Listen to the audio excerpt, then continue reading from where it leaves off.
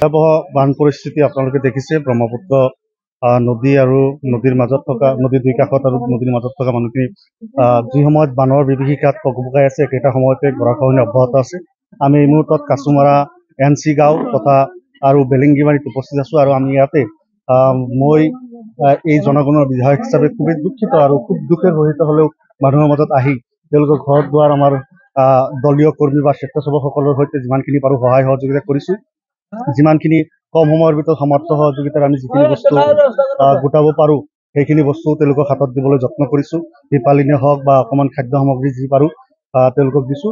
দেখাই পাইছে আপোনালোকে যে ইয়াতে কাছুমাৰা NC মহচৰা সোণেৰচালি এই সমগ্ৰভাৱে গোটেই এলেকাটোক বেলেংগেমাৰীকে আদি কৰি গোটেই এলেকাটোক গৰাখহনীয়া তীব্ৰ ৰূপ ধাৰণ কৰিছে। আমি চৰকাৰ প্ৰশাসনক আহ্বান জনাইছো যে কেৱল নদীৰ উত্তৰ কাষৰ অঞ্চলে নহয় দক্ষিণ অঞ্চলত থকা এই গৰাখহনীয়া পীড়িত মানুহখিনি এই বানপানীত কবলিত মানুহখিনিক আপোনালোকে সহায় কৰিবলৈ চেষ্টা কৰক। এই মুহূৰ্তলৈকে আমি ইয়াতে যিখিনি নাৱৰ অভাৱ আছিল মানুহৰ ঘৰ বাৰীখিনি লোৱাৰ কাৰণে আমি সেইখিনি বিভাগীয়ভাৱে দিবলৈ যত্ন কৰিছো।